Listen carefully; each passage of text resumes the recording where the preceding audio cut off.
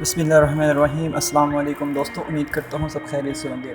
آج ہم آپ کو ایک نیوز بتاتے چلتے ہیں۔ نامور شہر راحت اندوری 70 سال کی عمر میں وفات پا گئے۔ نئی دلی۔ اردو کے نامور شہر راحت اندوری، جنہوں نے فرقہ واریت شہریت کے قانون کے خلاف ملک کے احتجاج پر آواز بلند کی، منگل کی روز اندرون کے ایک ہسپتال میں انتقال کر گئے۔ پیر کو کووڈ-19 کے لیے ان کا مثبت تجربہ کیا گیا اور منگل کو ہی انہیں لگاتار 2 دن کے دورے پڑے۔ انہیں آج 2 دن کے دورے پڑے اور وہ بچ نہ سکے۔ کووڈ-19 کے مثبت ٹیسٹ کے بعد انہیں اتوار کے روز ہسپتال میں داخل کیا گیا۔ ہندوستان ٹائم اخبار سے ریٹن ہسپتال کے ٹائم پنڈت کے حوالے سے بتایا گیا کہ ان کے 16 PC نمونے تھے۔ پلٹوری کو ٹویٹر بایو نے انہیں بطور ہندوستانی شاعر پیٹر بالی ووڈ کے گیت نگار اور قرار دیا گیا ہے۔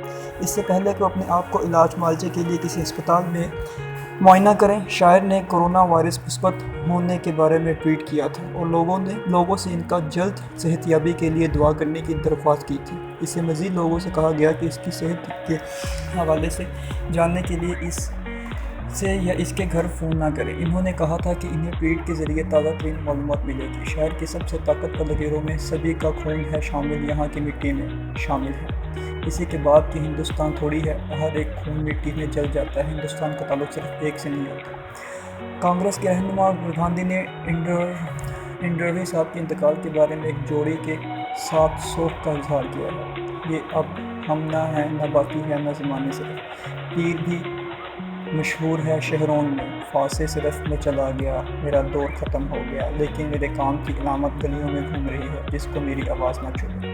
مورخ مصنف رانا وصیف نے شاعر کی موت کو ایک نڈر آواز اور شاعر کی دنیا کے لیے ایک بہت بڑا نقصان دار کیا۔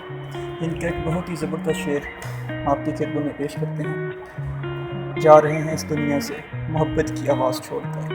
امید کرتا ہوں آپ کو ہماری انفارمیٹیو ویڈیو بہت پسند آئے گی۔ اپنا بہت سا خیال رکھیں، یوٹیوب چینل کو سبسکرائب کریں، بیل آئیکن کو پریس کریں۔ اللہ حافظ۔